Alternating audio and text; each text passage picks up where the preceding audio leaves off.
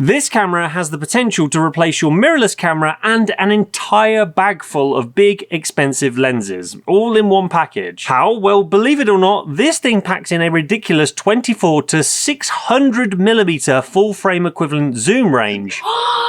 So big. Into a weather-sealed camera that's barely bigger than a full-frame mirrorless body with a standard zoom lens attached. But that's not all, because it can also capture images up to 30 frames per second with blackout-free shooting, features Sony's latest AI-powered subject recognition that can lock onto birds, planes, cars, and all sorts of other subjects, and has some pretty nice video features too. In other words, this thing is basically the photography equivalent of a Swiss Army knife, just one that costs considerably more and is less useful for opening a bottle of beer. Believe me, I've tested that too. Look, either way, I think you can agree that that all sounds very impressive, and to be honest, it kind of is, but there is also one fairly big catch that once you notice it, kind of breaks the illusion of this camera, but we'll come back to that a little later on. But before we get started, one quick clarification. This camera was sent to me by Sony for testing, however, it is not mine to keep. I do have to send it back. Sony have not seen this video, the script, or had any involvement in the making of this video whilst I've been producing it, so needless to say, all of the opinions expressed in this video are my own. For now though, you're probably wondering, what exactly is this thing? Well, this is the brand new Sony RX10 Mark V, and it's the long-awaited update to 2017's RX10 Mark IV, a camera that, despite being nearly a decade old now, has somehow remained one of the most capable all-in-one cameras money can buy. Now, for those of you unfamiliar with cameras like this, the RX10 Mark V falls into a category known as bridge cameras or super zooms. Back in the day, cameras like this were just about everywhere. They were the weapon of choice for amateur bird watchers, wildlife enthusiasts, and the odd bloke who definitely spent a little bit too much time photographing the neighbours from 3 hedgerows away. At the time, they offered something no other camera really could, a single package that provided maximum reach without having to invest in and carry around multiple large, heavy, and very expensive lenses all of the time. The problem though was that historically, cameras like this came with some pretty hefty compromises. The sensors were usually tiny, the autofocus wasn't particularly clever, and the image quality often felt like the sensor was coated in a layer of Vaseline and sand at the same time. As mirrorless cameras became more affordable and the image quality of them got better and better, bridge cameras slowly started fading into obscurity. But fast forward to 2026 and apparently Sony thinks it's time for this breed of camera to make a comeback, and I kind of think they might actually be onto something. You see, sensor technology has improved massively over the last 10 years and autofocus is now bordering on witchcraft, with AI doing a lot of the heavy lifting behind the scenes. So suddenly the idea of carrying one camera that can tackle most anything doesn't seem quite as ridiculous anymore. The real question is though, has Sony finally perfected the all-in-one camera? Well, to answer that, we first need to talk about what is, without question, the star of the show.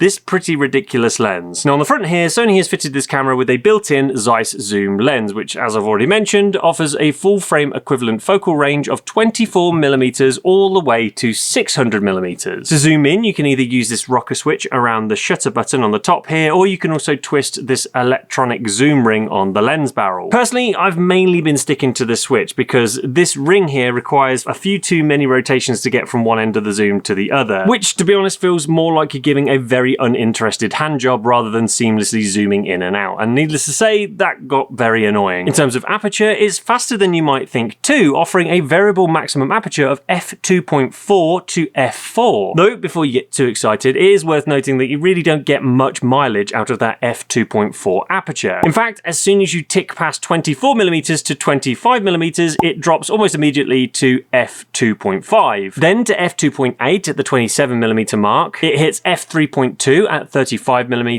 f3.5 at 55mm, and then finally f4 from 100mm onwards. But even so, having f4 at this kind of focal length is still very impressive given how big a 600mm f4 lens would be on a mirrorless camera, so I really can't grumble all that much. Plus, the good news is that across the zoom range, this thing remains impressively sharp, as you'll see a bit later on, and combined with the updated processing and autofocus, it feels considerably more capable than than the bridge cameras of old. Now, speaking of autofocus, that's probably one of the biggest upgrades this camera has seen over its predecessor. Sony has finally brought the RX10 series into line with its modern alpha range, meaning you now get the dedicated AI processing unit alongside vastly improved subject recognition. It'll happily track people, birds, mammals, insects, cars, trains, and aircraft, and in practice it works pretty much exactly as you would expect from a modern Sony camera. Which is to say, you just stop thinking about autofocus altogether and just concentrate on taking the photo. It also benefits from Sony's latest image stabilization, which becomes absolutely invaluable once you start creeping towards the 600mm end of the zoom range. Because let's be honest, unless your hands have the precision of Ronnie O'Sullivan potting that final black, holding things steady at 600mm feels less like photography and more like taking an advanced yoga class with Parkinson's disease. But I guess at this stage, the question is, what's it actually like to live with day to day? Well, there's no hiding the fact that this is a fairly chunky camera. In terms of size and weight, it's actually not a million miles away from carrying something like a full-frame mirrorless camera like the A7 Mark V with a standard zoom lens attached. I mean, this thing even uses the same NP-Z100 batteries as Sony's mirrorless lineup. But this thing isn't exactly what you would call lightweight. At just over 1 kilogram, you certainly know it's hanging around your neck after a few hours of shooting. I came in like a wrecking ball.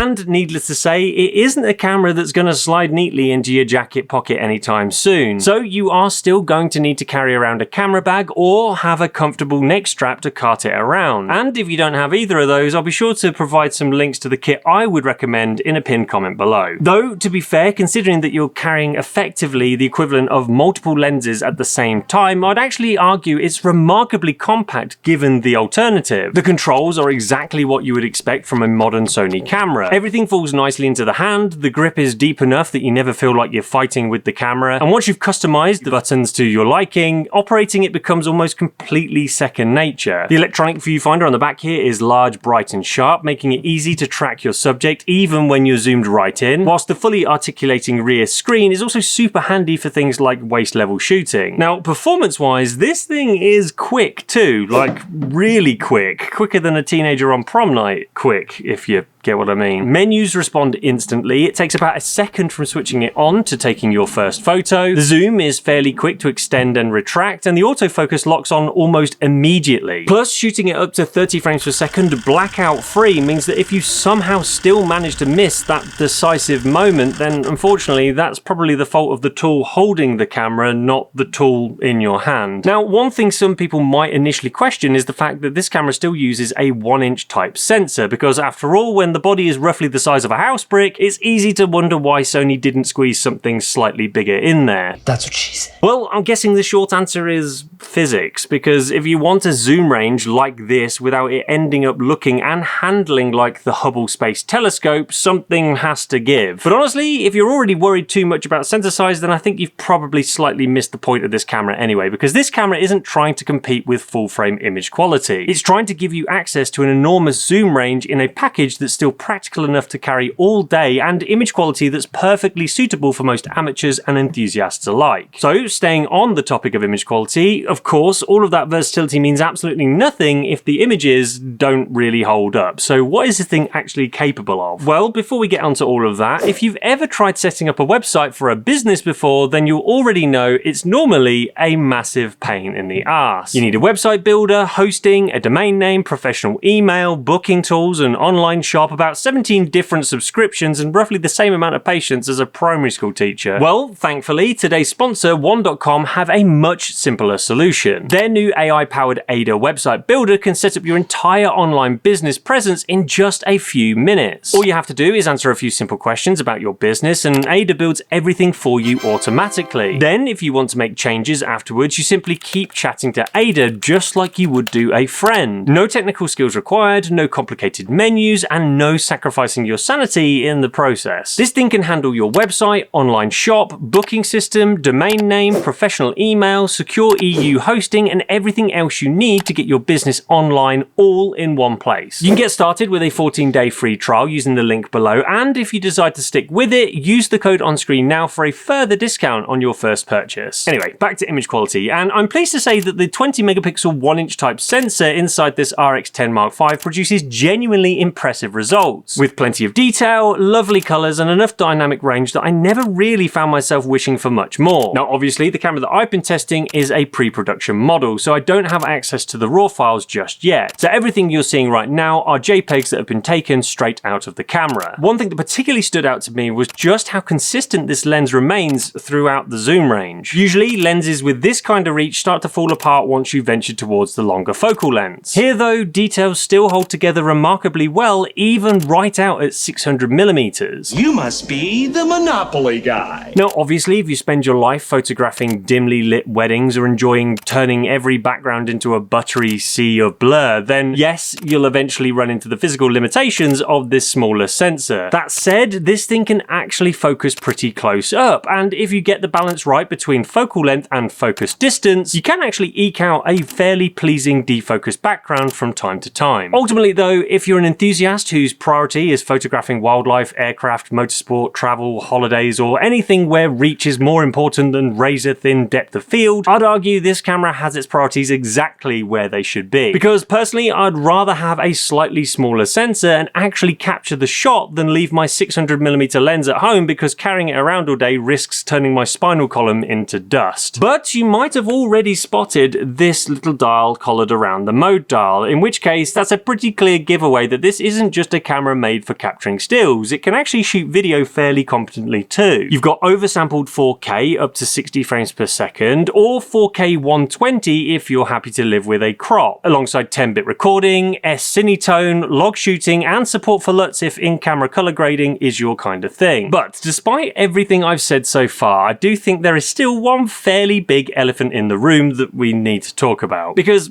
here's the thing, whilst this is technically a new release, it really isn't much of a new release at all once you dig a little bit deeper. Strip away the shiny new AI processor, subject recognition, and updated video features, and what you're left with is, well, an RX10 Mark IV. This uses a very similar 1-inch type sensor, the same exact 24 to 600mm Zeiss lens, the same body size, weight, and overall it's the same exact concept as the previous model, just with an objectively sexier design and a few things lopped off it, including the top display, and weirdly they've also done away with the pop-up flash. But fundamentally, this is still the RX10 Mark IV that photographers have loved for the best part of a decade. It's just been brought kicking and screaming into 2026. Now, whilst I do appreciate that refreshing a camera rather than completely reinventing it just for the sake of it isn't necessarily a bad decision, I do think the problem really is the context. You see, people don't wait around for 9 years just to have their favorite camera receive a very light refresh. That feels a bit like Disney's insistence on making live-action remakes of animated movies they released less than 10 years ago. I mean, not to get too distracted here, but who seriously thought putting The Rock in a badly made wig was a good idea? Anyway, the point is, after 9 years, I think it's fair to say that a lot of loyal RX10 owners were probably hoping for something that felt a little bit more revolutionary. Now, to be fair to Sony, thankfully, the price isn't an issue. The RX10 Mark IV launched back in 2017 at around $1,700, which works out at roughly $2,300 in today's money, once you factor in inflation, which is pretty much what this new camera will be selling for too. So this really isn't a case of Sony just slapping a new badge on the front and charging dramatically more for the same camera. It's really more a case of asking whether they've done enough to justify making people wait almost a decade for just a handful of pretty basic improvements. And unfortunately, this is starting to feel like a bit of a pattern with Sony, because last year we saw something very similar with the RX1R Mark III. That was another launch that felt like more of a refresh rather than the bold leap forward that many die-hard fans were hoping for. So personally, I really do hope this isn't going to become the new normal, because to me, Sony has always been the company that pushes the industry forward, the company that made everyone else play catch-up. This doesn't feel like a camera made by that Sony. So sure, the RX10 Mark V is arguably one of the best all-in-one cameras money can buy in 2026, but at the same time, I can't help shake the feeling that someone in the Sony design department just found the old RX10 Mark IV CAD files, pressed Ctrl-C followed by Ctrl-V, hired a few AI engineers, and then called it a day. Which, you know, is great news if you've never owned an RX10 before, but slightly less exciting if you spent the last 9 years refreshing Sony rumors on a weekly basis.